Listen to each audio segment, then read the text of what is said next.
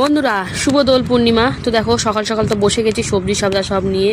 আজকে শুক্রবার, তাই জন্য আজকে সবজি হবে। মনটা তো পুরো ভেঙে চুরমার হয়ে যাচ্ছে, কি বলবো বন্ধুরা।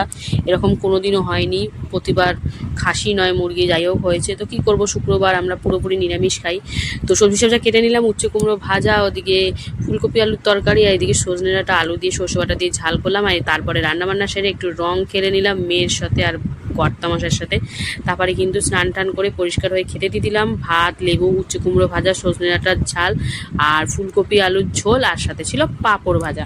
তো চলো, প্রথমে তো তিতো দিয়ে খেয়ে নিল। বলছে তিতোটা একদিকে তিতো একদিকে মিষ্টি। আরে বাবা, হবেই তো, কুমড়োর মিষ্টি না, সেই জন্য। তারপরে তিতো দিয়ে খাওয়ার পর সজনে ডাঁটা দিয়ে খাচ্ছে, একটু লেবু চিপে নিয়েছিল। তো সর্ষে বাটা দিয়ে কিন্তু ডাঁটার ঝাল খেতে বেশ ভালোই লাগে, তাই না?